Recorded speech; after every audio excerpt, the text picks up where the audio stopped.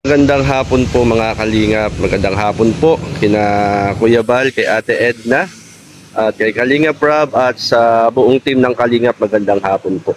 Yan mga kalingap, andito po tayo sa Barangay Inaklagan, Gumaca, Quezon. At meron po tayong kukumustahin at atin pong alamin ang sitwasyon ng kanila pong mga buhay. Yan tayo po mga kalingap at ako po inyo pong samahan. Ayan. Ate, magandang hapon po sa inyo. Magandang hapon. Yan, kumusta na po kayo? Nakakaraos naman po sa awa ng Panginoon. Yan, ate, ano ang pangalan niya? Adora po, Gibara. Si Ate Adora Gibara at saka si Christina po.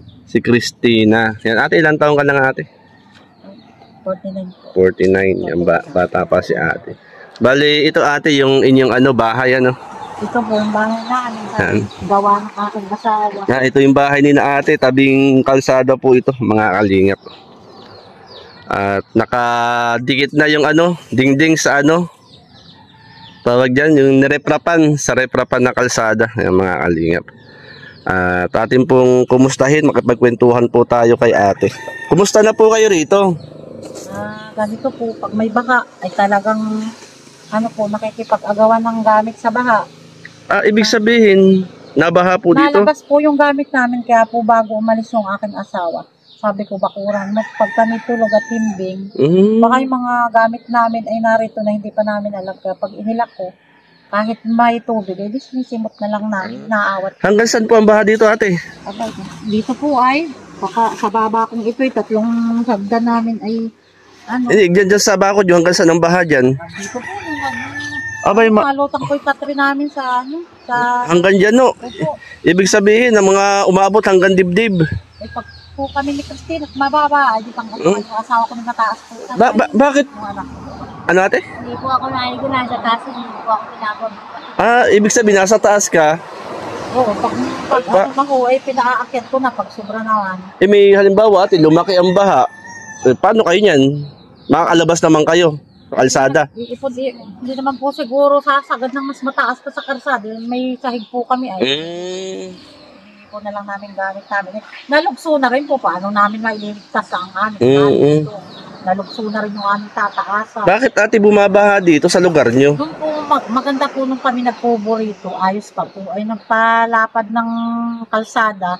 Hindi nila naagapan yung pong dalo yan, yung pinakang yung papunta sa dagat, sinarhan na rin po. Sinarhan, ayun lang. Kaya yung stock po na tubig galing sa mga sapa, dito na pupunta. Dapat ay inayos yun daluyan ng tubig. Sawa ko ay maganda raw ay lumipat, ay wala pa naman budget. May lilipatan naman yung mga lupa dyan na inuupahan. Kaso nga lang, siyempre, aagawin pa rin sa bunga nga bago ka magpupo man lang. Titigil ang hanap buhay bago siya magpupo. Kaya dito pala tabing kalsada po ito mga kalingap, itong lugar ni na ate. Napasok na po kami dito ng ahas. Ha? Kaya po ay dyan nakatira sa reprap. Ahas o? Oo, napasok po sa bahay. Kaya yung mga pusa namin ay namin sa gabi. Sila pumapatay. Malaki namang malaki. Ay, malaki po. Yung dito sa labas, sabi ng anak ko nanay, wag ang lalabas at may alimurani. Ay, grabe. At talagang Ingat po kayo rito, may mga ahas pala, kasi mabato kasi ito, ayan Saan na po nagpasok? Saan po nagpasok? Sa butas, dito po sa kabila may reprap. Yan, meron din po dyan, sa mga butas. Kasi ito mga batuhan, ito mga reprap po ito ng kalsada. Yun nga lang, dapat nga, yung pagka-reprap, yung bang dapat tinapalan talaga ng mabuti. Kasi nakakatakot, aso yun, dali. Ayan ate, at muli, kumusta na po kayo? Nakakaraos naman. Kumusta po yung pang-araw-araw na buhay? Ako naman po ay, ano man yung kawalaan namin doon na tahimik lang ako. Hindi ako nag-aalis sa asawa. Kagaya ng iba, nagbubunga ka kung anong wala nagpipray na lang. Biglang makakasakit kami. Di bali kayo lang pong naandito ngayon magkakasama sa inyo pong bahay. Kasi kumbaga ate itong kumbaga ay madamo rin. Madamo rin tapos Dati ako'y nagmahawan po yung lahat at ako'y nagagarden. Marami akong halaman. may itong sagingan natin kanina to. Sa anak ko yan. Sa Yan. bata. Buti Naidaos namin yan pag nangatibay. Parang may sapa-sapa ate. Sapa nga po. Minsan nadaan po ang mga dalag. May dalag Oo, dyan. yan po ang sideline namin ni Christina. Gano'ng kalaki? Malalaki po. May gabaraso. Naharangan po namin ng kulambo. Saan galing po yung dalag? Yun nga po, yung pag-stack ng tubig dun parang salak na. Na-stack din yung isda. Anong ginagawa niyo sa dalag? Pwede, po. Inuulam o binibenta? Sobra sa amin yung po. Mga ilang dalag na kukuha niyo? Marami po. Aba? Sa isang butuan namin ay 35 peraso na. Grabe, dami. Yung kim. May kimpi rin? Oo, isang puno sa tumbler. Grabe Kita naman namin. May biyayang ulam pala rito. Pag wala yung asawa. Yan yung sapa May mga tubig dyan. Christina, kumusta ka na? Okay lang naman po. Si Christina, mga kalingap. Bali, ilang taon na yung anak nyo ngayon? 19. 19 years old na. Yan, yung anak niyong binata, 19 years old na ate. Nung lumabas, sabi ng asawa ko, tama na yun. At si ate Christina po ay... Nung grade 2 na yun, dumating naman yan sa buhay niya. Ibig sabihin ate, nung grade 2 na yung inyong anak, may dumating po yung baby na yung hinatid po dito. Si Christina. Bakit saan galing si Christina? Yan po sa pinuntahan ninyo. Anak ko nung mama niya ay wala akong Ano po? Itatapon daw po't wala nga sa ang isip ng mama. Ibig sabihin... Tatapon ng mama. Insahatid ito yun. Ibig sabihin ate, di ba isa lang ang anak ninyo? Tapos nung grade 2 na yung inyong anak, dumating si Christina. Pero hindi po ako ang mag-aalaga. Kasi may kapatid ako na ay pa. Ibig sabihin ate, si Christina ay baby pa nun. Kasi ilang lang po nung gabi, nung araw ay isinilang siya. At yung kanyang nanay ay itatapon siya nung kanyang nanay. Wala nga po sa sarili. Yun pala. Christina, okay lang napag-usapan natin to. Ang ginawa ko po, ginawa ko ito. Ibig sabihin pala, ang buhay ni Christina ay, kumbaga ay, ang kanyang magulang, isinilang siya nung kanyang nanay. Yung kanyang nanay ay wala sa Wala po, gayon na po. Kumbaga ang isip niya ay wala sa sarili. Wala sa sarili. At ngayon, syempre yung tatay niya, kumusta ho? Wala po sa tatay. Ganun. Ibig sabihin pala, dahil nga yung nanay ni Christina ay wala sa katinuan, tawagin natin ganun po. Kumbaga ay pinagsamantalahan, kumbaga. Ganun na nga po. Grabe Ito ang nababalitaan ng pinagsamantalahan. Pinagsamantalahan ng mga kalalakihan. Habag. Na walang habag, At ang naging bunga ay si Christina. Na ibig sabihin pala, Christina, kilala mo ang iyong nanay. Tapos ang iyong tatay hindi mo kilala. Medyo malungkot pala ang buhay ni Christina. Yan. Ngayon Christina, sabi, anong tawag mo nga kay ate? Tita na ang tawag mo sa kanya. Kasi may mama siya talaga na nakalaga. Yung mamang yun, sino po yun? Ate ko po. Ate nyo? Nagka-colon cancer. Nagka-colon cancer yung umampun sa kanya. 4 years. Tapos, namatay. Namatay po. Tapos ito po ay buhay pa ang nanay ko. Kaya kang mag-alaga. Inibigay sa nanay ko habang kalapit ko naman yung kubo ng nanay ko. Inaalalayan kong pinamako. Namatay naman sa cancer din yung nanay ko sa baga. Ngayon sabihin po sa amin, nag-asawa ko na huwag pababayaan. Kaya sinakap. Ibig sabihin pala, ang unang umampun, kumupo kay Christina, yung kapatid ninyo. Tapos nagkaroon ng sakit, cancer, namatay. Nung namatay yung kapatid ninyo, yung nanay naman ninyo ang nag-alaga. Okay. Namatay din yung nanay ninyo. Wala na pong pag-iiwanan kasi ibamigay sa ibang tao. Hindi kayo na yung nagpalaki kay Christina. Okay. Ayun pala mga kalingap, po. Naiwan po nung mother namin yan ay mag-aapat na taon. Yung ang kaapat na taon ho? Kaya yun ay na sa akin, mag-11 years na sa akin yun. Magpo-14 na. Medyo malungkot pala ang buhay ni Christina. Na, ayun, kumbaga ang kanyang nanay, masasabi po natin mga kalingap, sabi nga po ay wala po sa katinuan. At, ano yun, pag-alagala lang ho. Oo. Minsan po yung mga dala ay kung ano-ano naman. Ibig sabihin natin, nung ganun yung sitwasyon ng buhay ng nanay ni Christina, tapos pinagsamantalahan pa. Tapos naging bunga nga si Christina. Christina, okay lang. Napag-usapan natin to. Yan si Christina. Ibig sabihin, Christina, yung kwento ng buhay mo ay alam mo. Opo, alam mo. Walang nilihim. Walang nilihim, kahit paunti. Lahat ng... Ito po nag-pildi ay mabaho mga pagkain. Ibig sabihin pa lang, Christina, lahat ng detalye sa buhay mo ay alam mo. Mula pagka-baby mo hanggang ngayon. Ayan si Christina, no? Ilang taong ka na ngayon, ate? 13 years old. Anong grade mo? 7. Grade 7. Bali, first year. Yan, first year pala, no? Ito po mga kalingap, ano po. Yung pala ang buhay ni Christina. At yung nanay niya ay naandito pa rin sa Gumaka. Oo, pag-alagala po na minsan nga po ay nakakayra kami. Yung nanay mo, nakikita mo pa rin, ano, Christina, no? Oo, minamala sa akin po yun yan. Ibig sabihin, no, na pag-alagala po dito yung nanay ni Christina, na wala pa rin po sa, ano, katinuan. Ang tanong ko, ate, kilala ba si Christina nung kanyang nanay? Ay, hindi ka kilala? Isa ko pong kapatid dyan ang kilala po.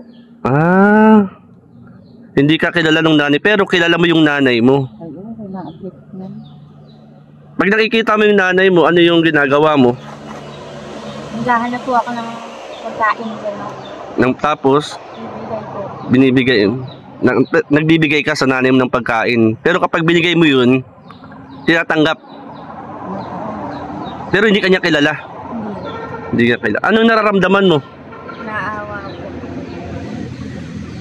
Nakakaawa nga po, Pastor. Gawa ng minsan tinatawag niya. Oy, Mama Bibili na. Ito ako, si Christina. Tinatawag mo? Ano minsan? Tingnan mo naman ako. Sa pag nakikita mo rito? Balitaan ko dyan o sa kalapit bahay ko nung magpapasko, tinatawag mo ano? Mama Jubilin, andito ako si Christina. Tingnan mo naman ako. Siyempre wala naman sa sarili ko ng tuloy. Bakit mo nasabi yun? Kailan mo sinabi yun? Bagong taon ba yun? Kumaan. Saan mo nakita si mama mo? Kambay nadaan dyan sa kalsada. Ay, nung nakita mo si mama mo, anong ginawa mo? Tinawag mo? Anong sabi mo sa mama mo? Anong pagkakabanggit mo?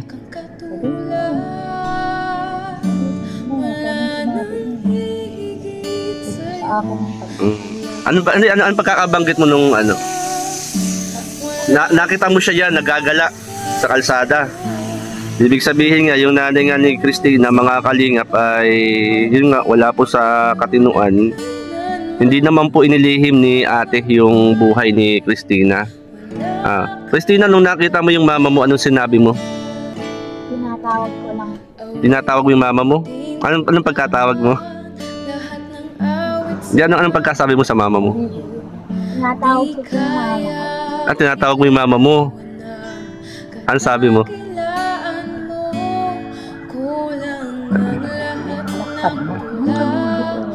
Sige, pakinggan namin. Anong pagkasabi mo nung nakita mo yung yung mama mo? Po mga kalingap, nito po palang Pasko, bagong taon. Nung bagong taon, nakita pala ni Christina yung kanyang nanay. At sabi nga ng kanyang tita, ay kinawayan ni Christina yung kanyang nanay at tinawag. Tinawag mo siyang mama? Ay, nung tinawag mo siyang mama, hindi po siya natingin. Ay, hindi natingin. Malakas yung pagkatawag mo? Hindi siya tumitingin. Bakit mo siya tinawag? Pero nung pagkakatawag mo sa mama mo, yun ay mula sa kibuturan ng iyong puso. Ay kung sakali na lumingon yung mama mo, nakilala ka, anong gagawin mo? Lalapit. Hindi mo siya ikakahiya. Ayan. Kasi po mga kalingap, yung nanay po ni Christina ay paggalagala po dito sa Gumaca, Quezon. At minsan kung ano yung bit-bit nun, ano, kung anong kanyang mga dala-dala. Pero bilib ako sa'yo, Christina. Kumbaga ay yan si anong tawag mo kay ate? Tita. Tita ang tawag mo kay ate. Na siya yung nagpalaki sa'yo. Ano? Kumbaga nabanggit nga natin kanina, yung lahat ng detalye ng iyong buhay ay alam mo.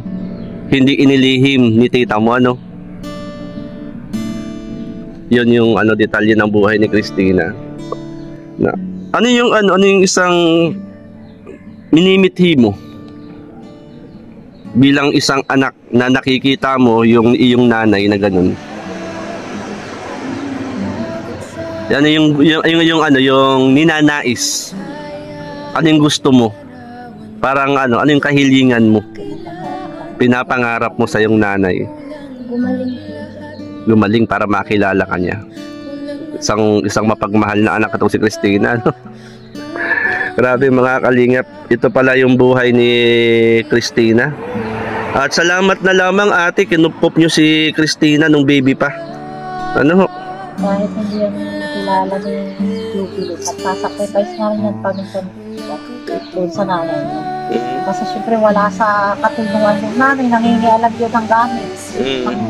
Nakakalat yung gamit namin, may bilahin yung dadala. Eh hindi ko naman alam na nakatalikod ako na nakiinom. Kinuha yung aking itak. Napunta rito? Oo, minsan-minsan po. Kinuha yung aking itak, hindi ko naman alam na siya ang kumuha. Hindi ko na ginala. Ayun ang mga isang buwan na, ito naman ay nagpapaupa ito ng pagkakakot ng lupa. Nakita niya yung itak doon sa Ilaya. Doon sa nagbabayad sa kanya ng lupa. Hindi na siya nagpabayad ng lupa. Tinubos niya yung itak at daw ng mama niya. Tinubos na lang. Grabe naman si Christine. Bayaran ng pagkakakot ng lupa at babalik na lang po yung itak at pinakainan po ng mama.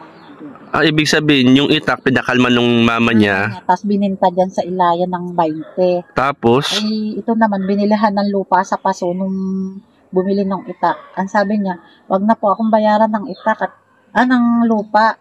Yung itak na lang po at pinakaiman daw nga ng mama. Parang tinubos niya. Parang tinubos na, sige. Alam ni Jubilin. Sacrifice na rin yung anak niya sa anak. Yan mga kalingap, ito yung kwento ng buhay po ni Christina. Grade 7, 13 years old, ate, At pakatatag ka lang, Christina. Andiyan naman si tita mo, na kung saan ay gumagabay sa iyo. Napasakit nga po yan. Maraming sakit na yan dinana sa akin. Talagang... Itong magbabagong taon, tinarangka ko. Galing na. Buti naman kumbaga ate, ang turing nyo kay Christina hindi na iba. Ay, oo, natalokilya po yan nung kinder pa.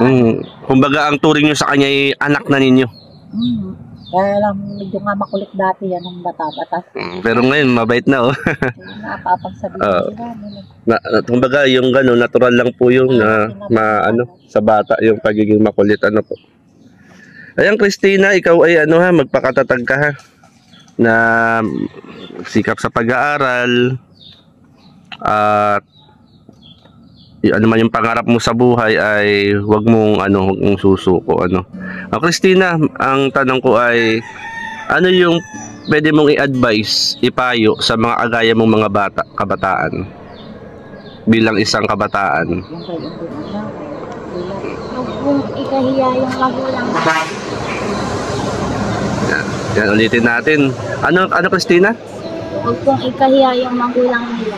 Dahil po pag wala po yung magulang nila, wala din po sila. Salamat, Yun. Kumbaga, kung kagaya mo, ang sitwasyon ay, ang magulang ay, yun nga, pag-alagala, wala sa katinuan, ang sabi ni Christina ay, huwag ikahiya. Bagkus ay, mahalin. Yan, si Christina, nakikita ko sa iyo Christina, hindi ka nawawala ng pag-asa. isang panahon ay yung laman ng puso mo ay ipagkakaloob ni Lord yan. Magtiwala ka lang, ano? Si Christina. At sa ate, salamat po ha.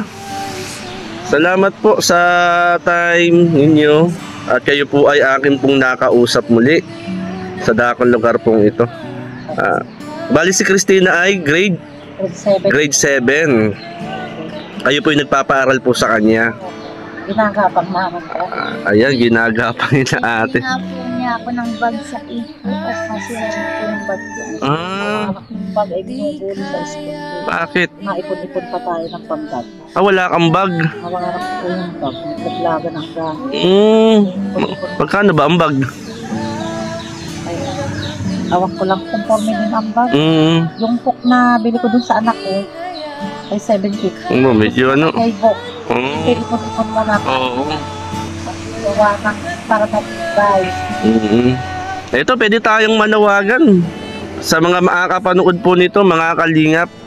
Nalaman po natin yung sitwasyon ng buhay po ni Christina na mula sa kanyang pagiging sanggol, isinilang ng isang ina na kung saan ay napagsamantalahan dahil wala sa katinuan, napagsamantalahan ng mga lalaki na kung saan wala, mas lalong wala sa katinuan, ano ho. At ang naging bunga po si Christina. At ang sabi nga po nung isilang si Christina po ay itatapon siya. Grabe. Itatapon siya nung kanyang nanay. Pero salamat na rescue po nyo ng inyong kapatid. At ito mga kalingap, ito na po yung sanggol noon na isinilang ng isang babae na naging biktima ng masasabi natin nagkaroon ng depression, na wala sa katinuan. Ito na po siya ngayon, yung sanggol na pagkasilang dapat ay itatapon, ito na siya ngayon, si Christina. At mga kalingap, yan sa inyo po na makakapanood po ng video pong ito, baka hinihipo po ni Lord ang inyo pong mga puso, ano po, kung nais nyo po na magpaabot po ng tulong kay Christina, yan sa kanila ano po na magtita, yan po ay buong buo po nating ibibigay po sa kanya, ano. Lalo si Christina ay nag-aaral ka, Christina, no? Wala ka ng bag. Nasira yung bag niya. Kailangan din daw po niya yung kahit simple lang na cellphone at pag nahihirapan siya sa assignment. Ay. Pagre-research na pagdadaanin ng maestra sa cellphone ay talagang hirap din. Ayan. Ito mga kalinga po. Dahil po ang si ate naman ay walang hanap buhay, ang kanyang asawa ay nagko-construction. Tama po ba? Sari-sari po. O sari-sari. Nasaan po ngayon si Mr.? Sa Tarlac. Layo pa, nasa Tarlac. Business po ng mga tower. Nasa Tarlac ngayon. Ano? At ito si Christina, mga kalinga po. Siya po ay first year high school. At yan kayo po na kung saan po ay hinihipo ni Lord ang puso, nais nyo pong makatulong, si Christina po ay yan, welcome po. Yan Christina, ano ang iyong panawagan sa mga makakapanood ng video na ito? Yun ay nakang wish. Ano yung iyong ano yung kahilingan sa malay natin may mga makapanood nito na medyo maluwag sa buhay at makapag-abot ng tulong sa iyong kunti na magamit mo sa iyong pag-aaral. Yan, ano yung iyong o kahilingan? Masuportahan po yung aking pag-aaral. Yan. Sa makakapanood po ng video po na ito, yan, magandang gabi, magandang umaga, magandang araw sa bawat isa. Ito po si Christina na kung saan po ay nalaman natin ang kwento po ng kanyang buhay. At siya yung kumukup-kup ngayon kay Christina, si ate. Yan. Ang kumukup-kup po sa kanya ngayon ay si ate Christina na itinuturing na anak ni ate Dora, no? Si Christina, at tinuturing naman na magmulang na ni Christina si ate. Kaya mga kalingap, marami pong salamat at nawa na si Christina po ay ay matulungan po natin sa abot po ng ating makakaya. Kaya kami po ay kumakatok po sa inyo pong puso mga kalingap. Yan, si Christina po ay nangangailangan din po ng konting suporta para po sa kanya pong pag-aaral. Yan, masipag ka ba mag-aral, Christina? Masipag ka mag-aral? Dapat masipag Christina. At ngayon, sabi nga kanina alam ng barangay ang iyong buhay. Alam ng marami. Yung mga klase mo, alam din ng buhay mo. Yung iba, nambubuli. Yung iba, binubuli ka? Dahil do sa buhay mo. Bayaman, wag mo lang pansinin yung bubuli sa'yo. Pag ikaw ay binubuli, yan, wag mo na lang pansinin ng bubuli, Christina. Lambas lang sa kabilang tainga ang iyong gawin. Yan, marami pong salamat mga kalingap at nakausap po natin sila sa hapon pong ito. Yan, tayo manalangin. Pray na lang tayo. Panginoon, pagpalain mo po ang si Christina, maging si ate ng kalakasang kalusugan, at ikaw po magpala, umabot, kumatagpo sa nilalaman ng kanilang po mga puso't isipan. Panginoon, maraming pong salamat at aking angkin ang pagpapala sa buhay nila at yun po Panginoon kay Christina. Bigyan siya ng katatagan at ng kalakasan, Panginoon, na nagmumula po sa iyo. Salamat po, in Jesus name, Amen. Yan, nag-iipon ka ng pambili ng bag. Yan, dagdagan ko na yung iniipon mo. Yan, kano ba ito? Ito, pang dagdag. Pag tayo ay nagkaan tayo, saan ka bibili ng bag? Sa bayan po. Sa bayan yan. Basta diyan nangangako, pag may dumating na blessing sa akin, bili tayo ng bag. Ha? Kung magkano na ipon mo, dagdagan natin ha. Para meron kang magamit na bag sa iyong pagpasok. Yan, konti lang yan. Yung iba, magtira ka pero pwede mong gastusin yung iba. Ipon-ipon lang tayo, Ayan, basta pag nagka-blessing tayo, madagdagan ko uli yan, Yan ate, maraming salamat ate ha. Salamat po ng pag-ano nyo sa amin, pagsadya. Diyan na rin lang. Maraming salamat ate, ako'y tuloy na. Christina, tuloy lang sa buhay. Lahat po ng nagnanais na magpaabot po ng tulong kay Christina, welcome po ang lahat. At pinapangako naman po natin yan na anuman yung tulong na pwede nyo pong iabot ay buong buo po nating ibibigay po yan mga kalingap. Kaya marami pong salamat at magandang hapon po sa inyo pong lahat at sa mga kasama natin dito po sa Gumaka Landing Pad.